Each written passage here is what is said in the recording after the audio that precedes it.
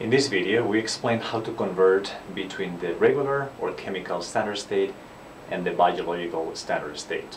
In the last video, we have introduced the concept of the biological standard state and how it differs from the regular or chemical standard state. And this is a summary of what we found. Okay. The only difference between the standard state and the biological standard state is that the concentration of protons is not going to be 1 molar. Instead, it's going to be pH 7 or 1 × 10⁻⁷ molar. The rest of the standard state concentrations are the same in the chemical and in the biological standard state. Partial preserved gases are going to be 1 bar in both, and the molar concentrations of species other than protons will also be 1 molar. Okay? Again, using this route or that route to solve whether a reaction is spontaneous or not, using the following recipe, is going to give you exactly the same number. Okay, so which one you use just depends on what data you have available. Okay, if you have the regular standard state, means that you have this number, then the reaction quotients will have reference concentrations that are in this column. But if you're given data where you have the biological standard state, which you're going to write like this, then you will have to use those reference concentrations. Right now, a question that we might want to ask then is, well, is there a way to actually obtain the value of delta Rg at the biological standard state from the value of the reference state? Can we actually transform between the regular or chemical standard state and the biological standard state, or backwards? Suppose that you have this value, could you actually obtain the value for the Gibbs energy of reaction at the chemical standard state? And the answer is yes, and all of this is actually provided by this expression. And it turns out that this expression actually can be rewritten as following. Notice that in this expression what we're actually doing is trying to calculate the reaction Gibbs energy under a set of desired conditions or target conditions from a reference set of conditions. Okay?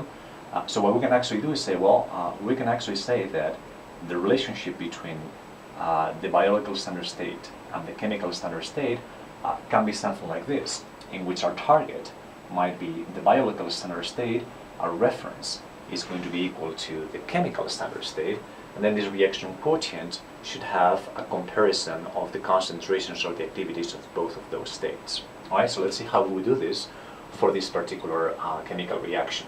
Okay, we know that this value would be equal to -20 kilojoules per mole. Okay, that's what the problem is telling us, and then the question would be, well, can you actually tell us what delta Rg plus would be, okay, using this expression? In this case, then your target is what you actually have here, and then this is your reference. All right, so when you actually come here to write the reaction quotient for this particular reaction, the way that this is going to work is as follows. Notice that your target concentrations always appear in the numerator of these expressions. Okay, that's what you want to calculate. Okay, and this is what you have. Right, this is very important. Okay, notice that if you use this expression as this being the target and this being the reference, then all of the concentrations or partial pressures that appear in the numerators of these concentrations, you will have here the target, which in this case is the biological standard state, and in the denominator you're always dividing over the reference concentration, and the reference concentration in this case is the chemical or regular standard state. Okay, so this will be equal to again protons and your target conditions, which will be the biological standard state, divided by your protons, which is equal to the reference standard state, which in this case is the chemical standard state. And then you will have here the concentration of A at the target over the concentration of A at the reference, multiplied times the activity of water, which is 1. All right, so we actually have this number. This number happens to be equal to -20 kilojoules per mole. So we're ready to actually solve for this problem. Minus 20.0 kilojoules per mole plus the R constant in kilojoules per mole Kelvin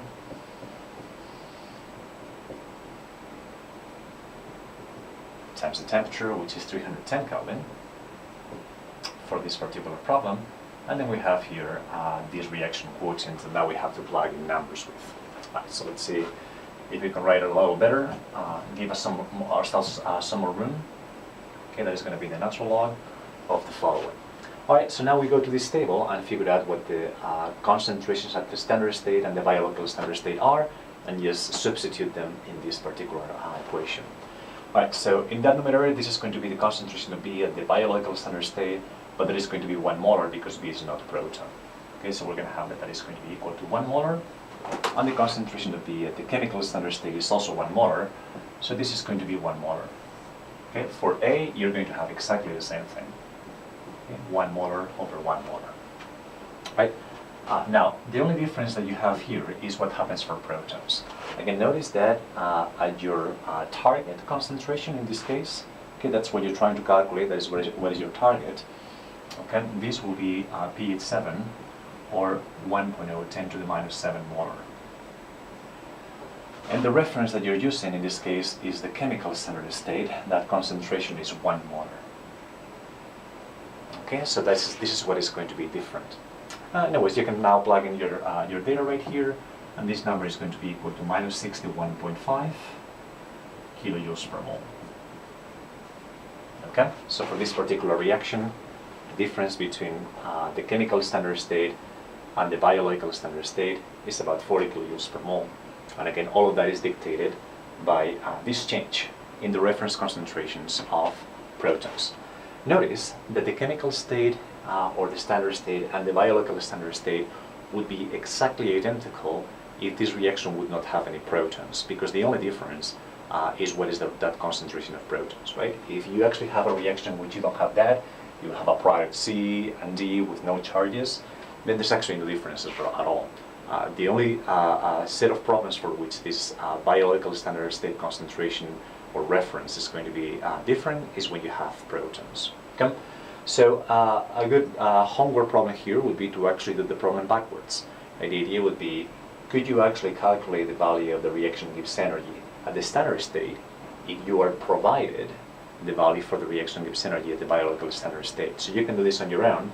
You can actually now use this as a reference, and then what will happen is that you're changing the problem. Now your target would be to calculate the reaction Gibbs energy at the chemical standard state from the reaction Gibbs energy at the biological standard state, and then what will happen is that these things will be flipped, right? So you will have that your target concentrations will not be those of the biological standard state, they will be those that you're interested in, which in this case is the chemical standard state, and then you will be dividing by the reference, which in this case, this reference now will be the concentrations of the biological standard state.